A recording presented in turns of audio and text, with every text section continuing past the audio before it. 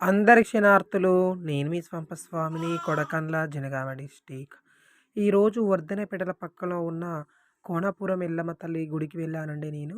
అక్కడ చాలా వాతావరణం నెలకొంది. అమ్మవారు చూడంగానే మన ఒంటి మీదకొస్తుందా అన్నట్టుగా చాలా భారీ పెద్ద విగ్రహం ఉందన్నట్టు. కొన్ని రోజుల కింద అక్కడ అమ్మవారు ఉండే స్థానంలో పెద్ద పుట్టు ఉండేనంట. ఆ పుట్ట లోపల ఒక సర్పం గూడా ఉండేనట. సంతానం లేని వాళ్ళు, సంతానం కావాలనుకునే వాళ్ళు ఆ పుట్టలో పాలు వేయడం వల్ల 5 వారాలు తిరగడం వల్ల అక్కడ సంతానం కలుగుతుందని అటు చుట్టుపక్కల వాళ్ళు చెప్పడం నేను చూశాను.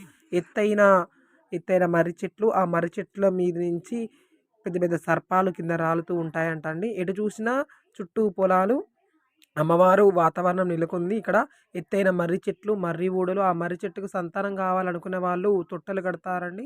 అదేవిధంగా మనకేమన్నా కోరిన కోరికలేమన్నా ఉంటే అమ్మవారికి ముడుపులు కట్టుకొని, తల్లి నాకు ఈ కోరికైతే నీకు ఇది చేస్తాను మొక్కుకునే వాళ్ళు ఖచ్చితంగా అక్కడ 5 వారాలు